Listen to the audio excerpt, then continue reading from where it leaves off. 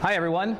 Welcome to the International Bowling Campus here in Arlington, Texas. I'm Bart Berger, and you're about to join the Bowling University School for Bowling Center Management as we take a few minutes and walk through our demographic reports. As a member benefit with BPAA, all of you have the opportunity to get your demographics, and for the next 20-30 minutes, we're going to walk through a little bit to help you better understand what that report is and how you can use it to make your business better. Okay, gang, so let's get started here back on track. I'm going to talk a little bit about demographics. Now, this is, as we spend our day talking about marketing, we're going to start at the 30,000 foot level, okay? And that's where we start with demographics. Traditionally, for most of us, we would use this report if we were building a new business. It's one of the first things a business plan would ask for, or the first thing that an SBA would ask for, is tell us about the site that you're going to build the business. Now, many of you, and many of our members, in fact, the majority have existing facilities. In fact, many of them have been around several years. So just by show of hands to help me, how many of you are in a facility that's been around 20 years or more, your bowling center? So almost all of you, except with the exception of 2. Okay. So for the vast majority of you, this is something that you wouldn't think about. And you know, Rick, you mentioned this earlier. It's a very good point. For many of us, we operated in the day 20 years ago when business was great. Our job was to take care of those customers that came in, and we did a good job. We took great care of them. But now the world has changed as we know it. We're forced to go outside and build the business, look for potential customers, to try to help the business different than we did 20 years ago. So now many of us are having to step back, take a look at that market and see how it's changed, because it has changed. All of our markets change. I kind of use the analogy of demographics for your bowling center and your location are a lot like children. If those of us that have been blessed enough to have children. We're with our kids every day and we don't notice the changes, do we? But if you have a family friend or a relative that comes to visit and then comes back in 6 months, you know, what do they normally say? Oh, I can't believe how much he or she has changed. You know, we don't notice it, right? Because we're there every day, but people on the outside notice it and it sticks out right away. And we don't see the change. Your market, your location is a lot like that. You're there every day. You've been there 5 years, 10 years, 20 years, whatever that is, and you don't see the change, but the change is happening. And it has happened. So what progressive proprietors are doing now is they're stopping, taking a bit of a time out, and saying, let me kind of reacquaint myself with my market. I know my customers because they come see me every day, but do I really know my market? And that's what demographics is about. So let's start going through this. Just some verbiage for you. Demographic is a common characteristic used for population segmentation. Typical demographic data points include age, gender, zip code, and income.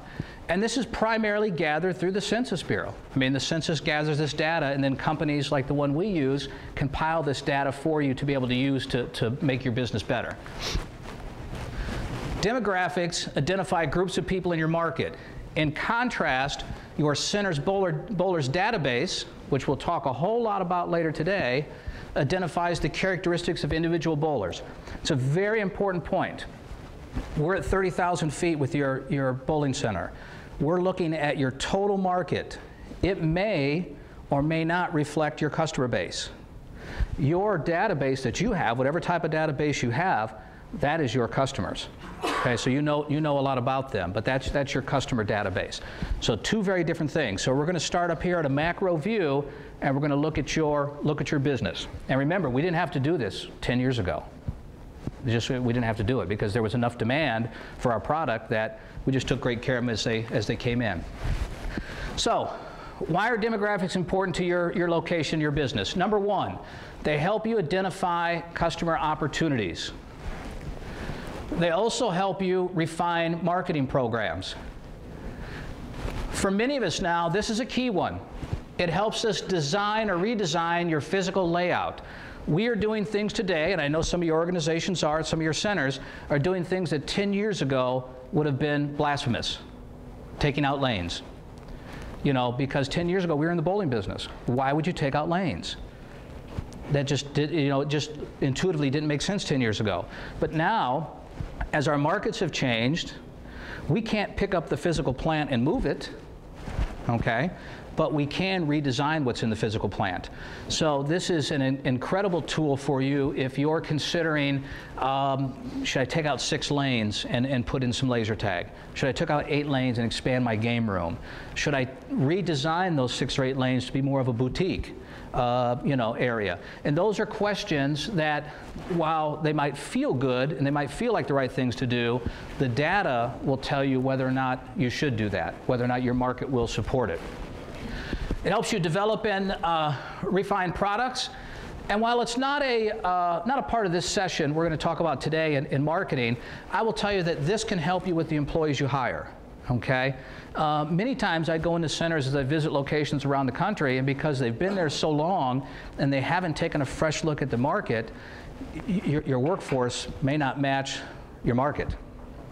And I'm not saying it's good or bad, but you should at least know that and understand that as it comes to recruiting and selecting your workforce. So it's outside of the scope of our discussion today, but I will tell you that employees you hire, taking a quick peek at this every so often will certainly help you. Okay, so let's jump back, and we're going to take just to do a quick marketing speak here. It allows you to make sure that your products support the makeup of your market. If you've taken any marketing classes in college or in school, you may remember the 4 P's of marketing. Now, this is not a bowling thing. This is just any product. Any product that you make or sell, merchandise, these are the 4 P's of marketing: the product, the price, the promotion, and the place. And all of these impact us as well. I will tell you that, product, sometimes people say, well, Bart, it's bowling. No, we do a whole array of different type of bowling, don't we? We have a whole product category, segmentation of different products within this thing called bowling. So we do a lot more than that. In many of us, if we have restaurants or we have other forms of entertainment, those products are different as well. Price, we'll spend a lot of time today later talking about price and what that looks like. The promotion, that part you've been doing. You've got a bunch of promotions already in place. There isn't a center here or a center out there that doesn't have a whole array of promotions. So we've gotten that. And place, while for our world, we can't move the bowling center, we can't move the physical plant, I relate place to be time. Okay? And this is just my analogy, okay? Because I think for us, place relates to time. And you can do different programs at different time, can't you? So place for me would mean day of the week and time that I would do that. If you were in a traditional marketing class, they would tell you that place would be, where do I go sell my product? Where do I locate my business? Where do I distribute this to? But in our world, place for me is time. So just be thinking about that as we go through the report here in a few minutes, and hopefully some things will start to jog a little bit that will make sense as we start going through there. Because 10 years ago, again, as my reference point, we'd say, hey, Bart, it's bowling, the market will bear this, and here's my promotion. Go forth and do it. But the business landscape in the world has just gotten a lot more complicated over the last few years. So each of you are going to be receiving your report. You've got that there with you, and again, that will be on your jump drive that we made mention to, so you'll have an electronic copy as well. And we're going to look at a sample report, and all of you watching, you should have your sample report as well. But what we're going to do for discussion that I'm going to put up on the screen is, because last night you got a chance to visit the ITRC. It's a bowling center. I pulled the demographic report for this bowling center. So we'll use it as kind of our model today as we talk through. And you can follow along on yours because the pages certainly correspond. But I'm going to make mention and talk about the ITRC. And then when we wrap up today, we'll do a little exercise and kind of put this into practice for your specific location. So everybody has a report. I think we've got that taken care of. And we got yours, different report to you, right? Peter said, excellent, good. Okay, so I'm going to show you, and you're welcome to follow along with yours here. This is the report. We subscribe to an outside company, very reputable. They do this for many firms around the nation, and we subscribe to this group here. The form is 25 pages long, so every report's the same. It's 25 pages. It has an executive summary, And that's all well and good, but I want to get to the meat and potatoes. So what I would ask you to do is turn to page 4 in your report. I'm going to skip the executive summary. I want to get to the stuff to make my business better. You can go back and read that later.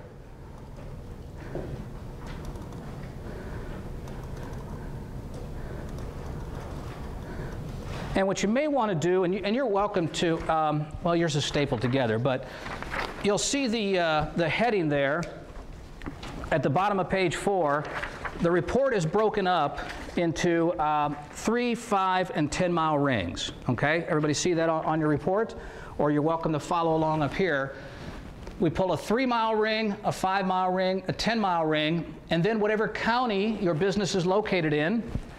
Then it gives the state your business is located in, and then it gives the entire U.S. For just as a reference point there. So most of our business, we're a neighborhood business. So most of our business comes from a 3, 5, and a 10-mile ring. We've chosen those parameters. The company that provides this, you can pull any radius that you would like. If you have a unique circumstance and your market may vary, we can rerun a report for you that says, Bart, I really want to see what happens 15 miles out. But when you do most business plans, it's very common to pull a 3, 5, and a 10-mile radius because that's where the bulk of our business comes from. Okay? So these headings are what we're gonna reference to here, on here. Now, if we look at the campus here just for a minute, you'll see that in a 3-mile ring, there's almost 112,000 people here. It's a lot of folks. Now, when you look at yours is going to be different, of course. Now, I will caution you when you look at your center's results, don't all of a sudden shut down and say, well, mine's smaller, mine's bigger, you know, I can't do that. That's not what it's about, okay? You're missing the point. Whatever it is, it is. It doesn't mean it's good or bad. If your market, if your 3-mile market is better than 112,000, so what? If your 3-mile market is less than 112,000, so what? It doesn't matter. What matters is that you know what your market is, and then we'll talk in a few minutes about the trend of where it's going. So don't get caught up in the comparison. That's not what it's about, because you can't pick up your physical plant. But what you need to know is who's there and what are they doing. Okay? So sometimes people look at these and they start comparing and, oh, my market's worse than yours. No, no, no, it's not what it's about. So we'll look at those numbers. And I'm going to pull out, there's a lot of data in here, these 25 pages. I'm going to pull out about 6 pages that I think are critical for you to look at. You're welcome to look at all of it, but there's about 6 pages that you say, hey, I want to look at that data point, that data point, that data point, that data point, and then the rest of it is just kind of nice read. It's a nice read, but you know, there's six or eight things I can really pull out of there to make it tick. There's our 5-mile ring, our 10-mile ring. As you know, you're here in Arlington. There's a lot of people here, okay? For those of you that don't know, the city of Arlington is the 49th largest city in the United States by itself. And we're nestled in between Dallas and Fort Worth. So there are a lot of people. In this county that we're here, there's 1.8 million people in the county. That's close to what some states are. You know, and again, it doesn't mean it's good or bad. It's just, it's a statement of fact, and it's important to know that. Okay? Then it breaks down households, male and female population, so it gives you those numbers. Now, the next item on there that you will see is the age breakdown. That is very important. There's one key, my data points here. There's one key data point I'd like you to look at, and that is in the 3-mile radius, look at your median age. Okay? On the report I'm looking at for the campus, the median age is 28.6. Did everybody find theirs? If you got a pen or a highlighter, highlight that median age on that 3-mile ring. I just want you to look at that for now. Now, what I like to do is compare that to my county, for whatever that means, and then I kind of compare it to the state just to see, is my customer base in my immediate market area, are they younger, the same, or older than the surrounding area? Now, it doesn't matter, does it really? Some folks say, well, man, I wish it was younger, or I wish it was older. No, it doesn't matter. What matters is that you know. Okay, so let's so I'm not lecturing all today.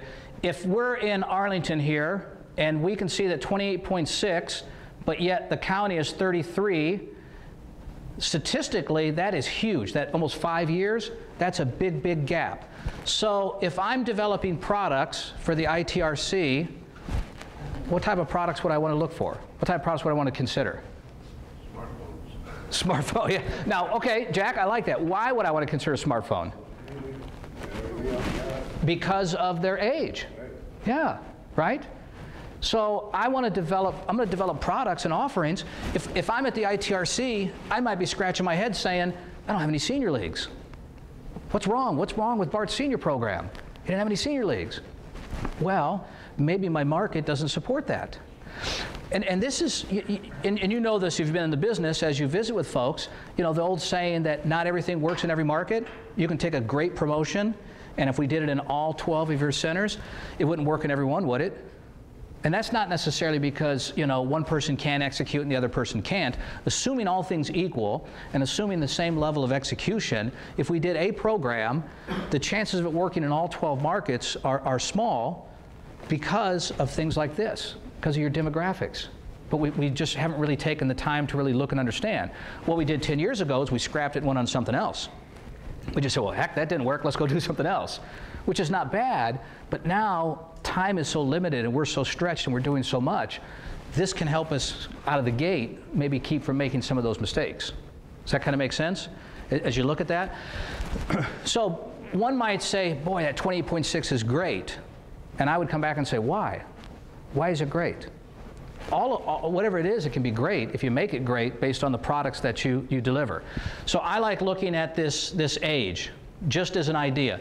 Now, if you dig a little deeper, if we look here at this 20 to 24 age group, 10.4% of the population is between 20 and 24, where in the county it's 6.8.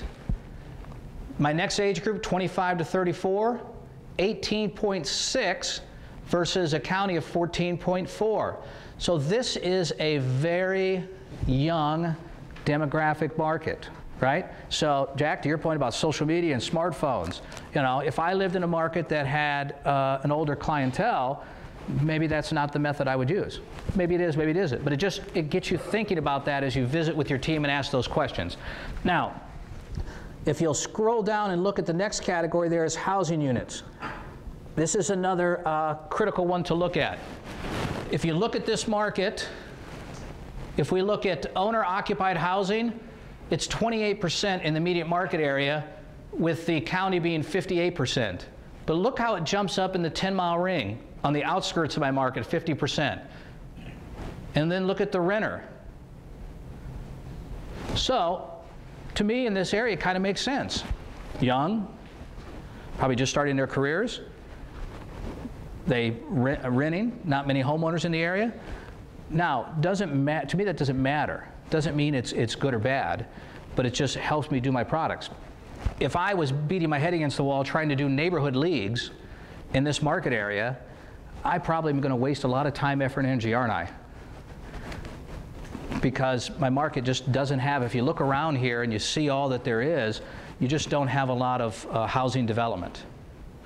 Doesn't make it good, doesn't make it bad. It's what the market is. So in your center, unless you're going to close up shop and call it a day, you've got to take the hand that you're dealt and dig into the data and figure out how to make the business better. Adjust your 4 Ps. Because otherwise, your only other option is call it a day. And that's not why we're here. That's not why we're digging into this. So this helps us have those conversations. Now, another one that comes into play is in this great country of ours, we're a melting pot and things change, is the whole thing of race and ethnic groups.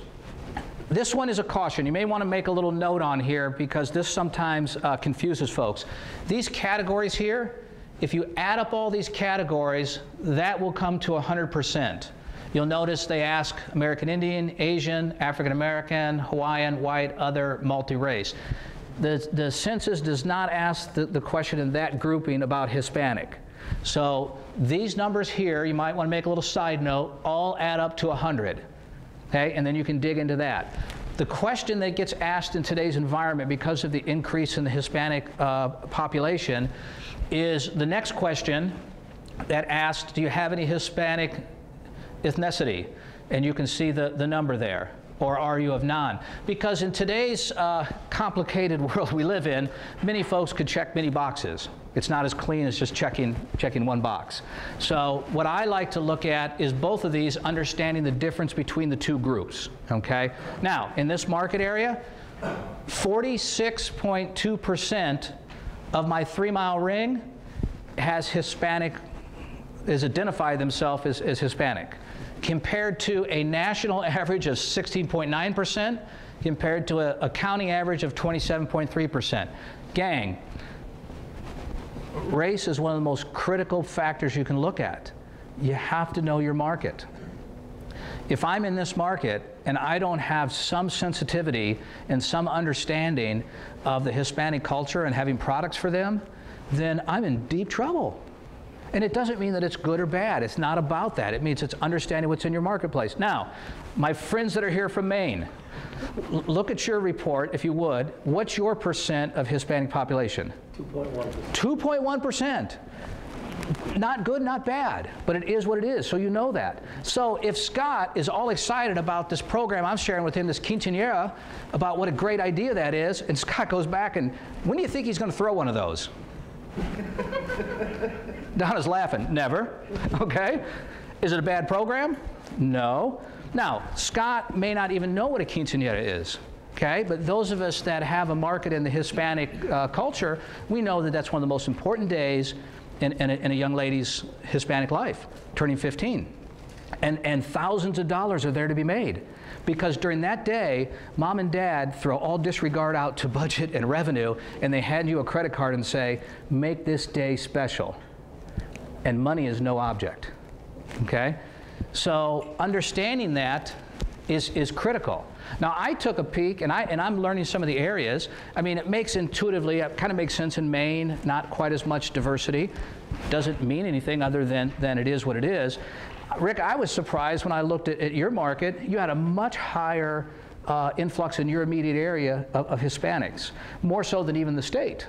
And you may know that. You may say, Bart, it's a blinding flash database. I know. But then the question I ask is, have we really discussed that in our marketing plans when we think about product and price and place, you know, and those type of things? And maybe we have, maybe we haven't. So this is a big one here when we talk about ethnic and race. And again, please understand, it doesn't matter what it is, okay? Because you're just knowing what it is. And to my point where you've been in a market for 20 years or more, I promise you that's changed for most all of us. It's changed. And while yours, Scott and Donna, may not have changed in as much of a race standpoint, it's changed in age, okay? It's changed in income. Okay? So the big three for me that I look at when I look at these is I look at the race, you know, and I look at the income. I just think that's important to look at that. And I want to know how many folks are actually in that own a home. You know, that's a big deal on there. So good. That's enough on the race there. I do point out the marital status. You know, again, kind of makes sense here with our young demographic. We've got about 34% of the population that's never been married, compared to an average of 24% in the county. You know, 10%, so that's pretty high. So if I live in a market with a lot of singles, what type of programming might I consider? Singles night. Singles night, Tom, absolutely. I mean, I had a market in South Florida, Retirement Village, wonderful market, but it was an older demographic. You think I'm gonna get a lot of traction with singles night there? Not so much. I was in Margate, Florida. Wonderful facility, great place to do business. Singles night's not hitting it off. Early bird special. Yeah. Now, the early bird special, lining up the door, you know. So it's understanding that market. So it helps us have those discussions about, hey, what type of things should we think about planning? Okay. There is some education on here. I will tell you that I don't spend a lot of time on that. Education is not as much of a driver for the products. If you turn to the next page, the next big one is household income. You should find an average household income and a median household income on your form there. You know, we could debate on which one's most important as far as the overall characteristics, but this has to play in the income because it's what people have to work with. Now, does everyone understand the difference between average and median? Okay. Let me review it for our folks tuning in and for all of you, just so we are clear of this. Your average is just the sum of all of the income available divided by the number of people. The median is just like the median in the road. It's the exact middle. Your median will almost always be lower because what happens is you get these outliers. If you have a wealthy person that lives in your neighborhood that is worth several $1 million, it can throw off the average, can it? Think about your bowling league average. If you got somebody that's way up here, it can throw off the league average. But if you look at the median average, that's a truer number. So you got to throw out that because the average can really be impacted by the high and the low outliers. Where the median is going to tell you there are exactly this many people that make less, and there's exactly the same number of people that make more. So whatever, let's say that there's 500,000 people in your community. If the median average is almost 37,000, there are 250,000 people that make less, and there are 250,000 people that make more. That's a much better number for me than the average, because the average can, if you look at the average of 47,000, there might only be 100,000 people making more than that, because you got a very high-end neighborhood with a wealthy family that, you know, is landowners, they've been there forever, and it ties up everything, okay? So, just to look at that. So I like looking at the median household income. Now, we've pulled out a couple things that most of you probably were saying, oh, Bart, I wish I had that. I wish I had that amount of people. I wish I had that, you know. You can kind of have that data envy as you start comparing yours to this. But I will tell you that this, look at the income. How much lower it is than the state and the county, okay? So that certainly has to come in play as I start thinking about pricing my products. Okay? It's not the complete driver of what we do, but it certainly has to come in play on there. It's just one of the factors that we consider. And then you can see the different breakouts. I will tell you that if you are looking at doing some reimaging of your facility, and you're looking at reallocation of the physical plant, or you're looking at building, the finance folks will take everything under $25,000 and throw it out. So anybody that makes less than, has a household income of less than $25,000, in this case it's a fairly substantial number. It's 15, 30, it's almost over 30%. Because at that income level, they're not going to be able to support your product. They can't buy what you're selling, okay? And if they do, it's usually a one-time purchase, so you don't get the repeat business. So you throw that out. So just as a sidebar, if you're thinking about doing any type of financing, you're thinking about doing any type of reimaging, of reallocation of space, take that less than $25,000, throw it out. Because don't kid yourself, they can't buy your product. They're just trying to survive. Okay? And then you can take the rest of the market and throw that down there. So income's very important. Again, just a central theme. Whatever it is, it helps you make those decisions that you start evaluating there. All right, two more things I want to show you on this, and then we'll. This is another critical one. As marketing folks, as many of us have gotten in this business of birthdays and corporate business and holiday parties, is businesses and employment. Number of employees, number of establishment. Your center may be located in a residential area, and that number may be very, very low. Your center may be centered in a industrial area like here. So this number for me here is mind-boggling. Within a 3-mile radius, there are almost 5,300 businesses. And if you look out the window here and look around, it's business after business after business. That's why there's not a lot of houses here. Okay? It would make sense if you think about it, not a lot of housing. You know, you can build up, they got some apartment complexes, but it's business after business after business after business. And almost 80,000 people work in the 3-mile area. Do you think that might change the way I think about my products and what I put together? Now all of a sudden I'm thinking about, you know, after work, chamber gatherings, my holiday party business. That changes, for me, it opens up all kinds of opportunities as I think about that. Again, you may be in a market that would be different, that may not have that, and that's okay, as long as you understand what that is. But in this area here, I would be taking that ITRC staff and I'd have them out there selling holiday parties and group outings and after-work chamber mixers to, how long would it take you to visit 5,300 businesses? You'd keep busy for a long time, couldn't you? You could make a lot of sales calls. You could do a lot of touches to folks to get out and build awareness in the marketplace. Okay, and I'm going to show you one more thing on the report here. If you would turn to page 13.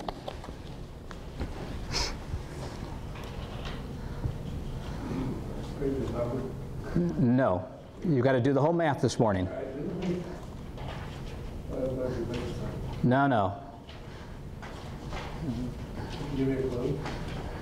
The top of the page should say 1990 household income. And then at the bottom of the page is really what we're looking for. It says population trend. There's a blue line there where it says population trend. Everybody find that?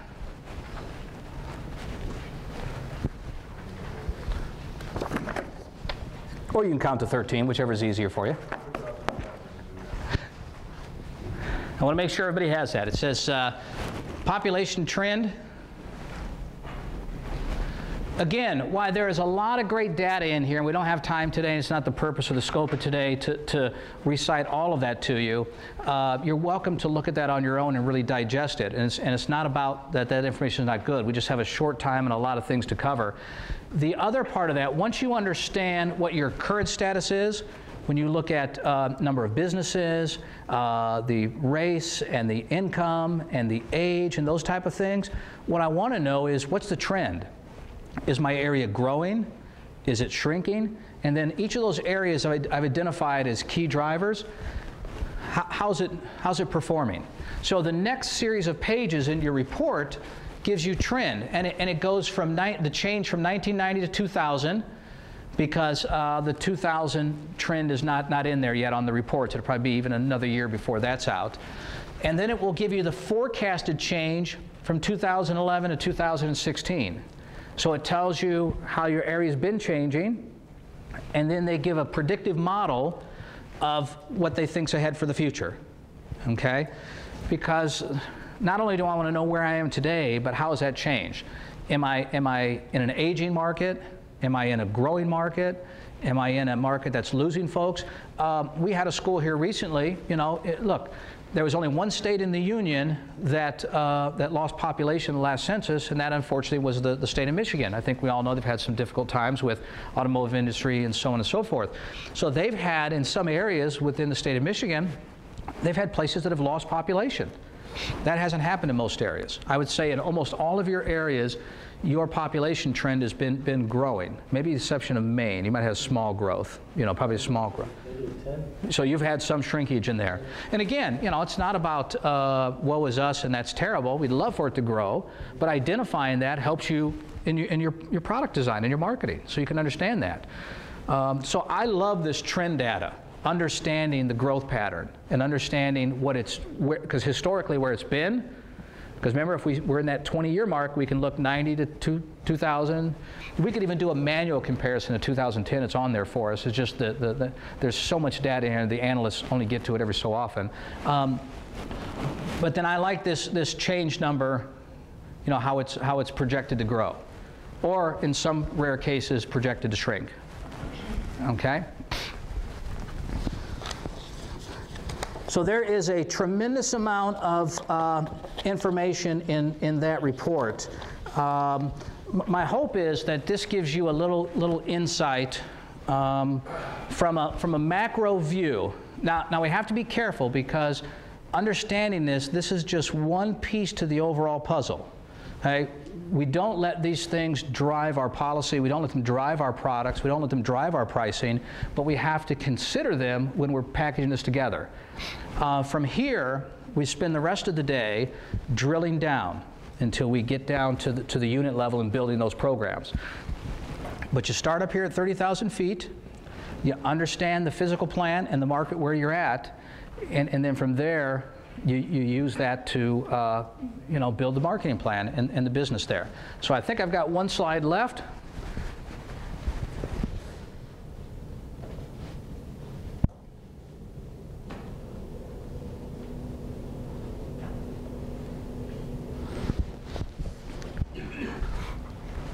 Okay. And I lost my... Yeah. All my little things on there. All right, so really, if we understand the demographics, it allows you to define opportunities in your market area. And we'll just go old school here. Evaluate options that meet the needs of those customer segments by addressing the 4 Ps of marketing. If you start thinking about now those 4 Ps, product, price, place, promotion, you can see where understanding that gets us thinking a little bit about those things. And most of us, we haven't had to kind of think in those terms. Then it allows you to build a marketing plan against the desired customer targets. And then you've got to adjust. Often I get asked the question, how often should I look at this? This is not something that you should look at every year, by any means. If you are certainly looking to do any type of investment, monetization, you should look at it when you're building the business plan. I would then recommend that I think every 3 to 5 years to look at this is good, because these things shift slowly over time, and to be able to capture that. So this is not something that you delve into every year. I mean, no one gets excited about this. No one wakes up and says, boy, I'm going to review my demographics. This is going to be fun. This is not the fun part of marketing at all. This is the blocking and tackling that you just do to lay it out. So now you can have the discussions. Okay, gang, team, marketing team, ownership group, we've studied the market. Now let's start talking about our location. Let's start talking about what we're gonna build. So this kind of is that foundation. It's like the foundation of your home. It's not glamorous. You don't bring anybody to your house to show them your foundation. Nobody, you don't bring anybody over and show them the foundation. But if it's not there, you're sure gonna know it. And now the world has changed that we live in and operate in our units, and we have to go back and look at this foundation and understand the world we live in, so we can build the marketing plan. Okay, so those of you tuning in, we hope this has been informative for you to help learn a little bit more about your market.